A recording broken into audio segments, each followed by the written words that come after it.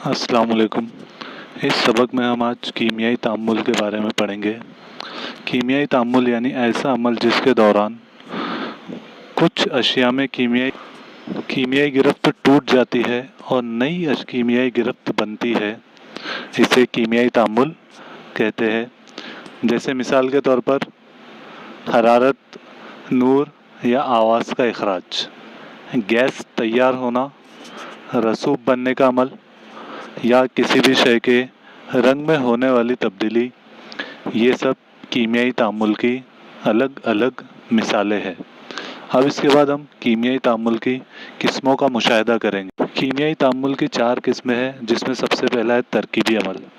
ترکیبی عمل یعنی جب کسی تعامل میں 2 یا زائد اشیاء کا کیمیائی ملاپ ہو کر صرف ایک ہی شے تیار ہوتی ہے تو اسے ترکیبی تعامل کہتے ہیں۔ یعنی جب 2 اشیاء ملائی جاتی ہے تو ہمیں صرف ایک شے حاصل ہوتی ہے، اسے ترکیبی عمل کہتے ہیں۔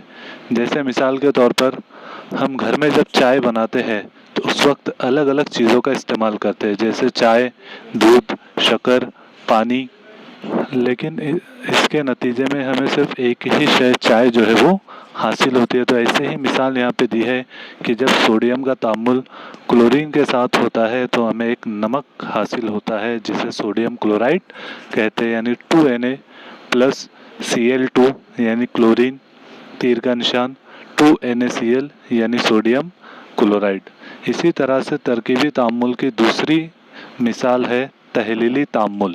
تحلیل یعنی کسی بھی شے کا ٹوٹنا، یعنی ایک شے کی تحلیل سے 2 اشیاء ہمیں جب حاصل ہوتی ہے تو اس تعامل کو تحلیلی تعامل کہتے ہیں۔ جیسے مثال میں ہم دیکھ سکتے ہیں کہ CaCO3 یعنی کیلشیم کاربونیٹ، اس کا جب تحلیل ہوتی ہے یعنی جب ٹوٹتا ہے تو ہمیں 2 چیزیں نتیجے میں حاصل ہوتی ہے، جیسے کیلشیم آکسائڈ یعنی CaO اور کاربن ڈائی آکسائڈ، یعنی ایک کیلشیم کاربونیٹ کے ٹوٹنے سے ہمیں 2 نئی اشیاء جو ہے وہ حاصل ہوتی ہے، تو اس تعامل کو تحلیلی تعامل کہتے ہیں۔ اس طریقے سے یہ کیمیائی تعامل کی 2 قسموں کا ہم نے مشاہدہ کیا۔ کیمیائی تعامل کی اگلی 2 قسمیں یعنی تیسری قسم جو ہے وہ ہے ہٹاؤ کا عمل، یعنی عمل ہٹاؤ۔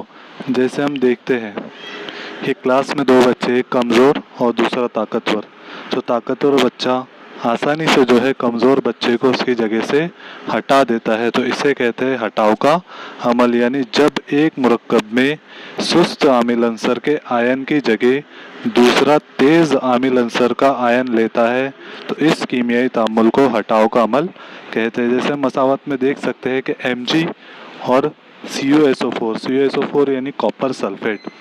کاپر سلفیٹ میں جو کاپر ہے وہ سست عامل عنصر ہے اور میگنیشیم جو ہے تیز عامل عنصر ہے۔ اس طرح میگنیشیم جو ہے کاپر سلفیٹ سے کاپر کو ہٹا کر اس کی جگہ لیتا ہے، نتیجے میں ہمیں MgSO4 یعنی میگنیشیم سلفیٹ حاصل ہوتا ہے۔ اور کاپر چونکہ کمزور عنصر تھا اس لیے وہ آسانی سے تیز عامل عنصر میگنیشیم کے ذریعے ہٹایا جاتا ہے اور ہمیں نیا مرکب میگنیشیم سلفیٹ جو ہے وہ حاصل ہوتا ہے، اسے ہٹاؤ کا عمل کہتے ہیں۔ کیمیائی تعامل کی اگلی جو قسم ہے وہ ہے دوہرے ہٹاؤ کا عمل۔ دوہرا ہٹاؤ یعنی یہاں پہ 2 سست عامل کو ہٹایا جاتا ہے۔ اس کی تعریف اس طریقے سے ہے کہ ایسا تعامل جس میں عامل اشیاء کے درمیان آئنوں کے تبادلے سے رسوب تیار ہوتا ہے اسے دوہرے ہٹاؤ کا عمل کہتے ہیں۔ رسوب یعنی گاڑھا مائع، جس طریقے سے ملائی ہم دیکھتے ہیں دودھ پر چھائی ہوئی، اسی طریقے کا رسوب جو ہم کو حاصل ہوتا ہے۔ جیسے یہاں پہ مثال میں ہم دیکھتے ہیں CaCO3 یعنی کیلشیم کاربونیٹ اور دوسرا ہے 2HCl یعنی ہائیڈرو کلورک ایسڈ، اور نتیجے میں ہمیں حاصل ہوتا ہے CaCl2 یعنی کیلشیم کلورائڈ اور H2CO3۔ یہاں پہ ہم دیکھ سکتے ہیں کہ کیلشیم کاربونیٹ کا عمل ہوتا ہے ہائیڈرو کلورک ایسڈ کے ساتھ، تو ہمیں نتیجے میں کیلشیم کلورائڈ کا رسوب جو ہے وہ حاصل ہوتا ہے۔ اس عمل کو دوہرے ہٹاؤ کا عمل کہتے ہیں۔ یعنی ایسا کوئی بھی عمل جہاں پہ ہمیں رسوب حاصل اشیاء میں ملتا ہے تو اسے دوہرے ہٹاؤ کا عمل کہتے ہیں۔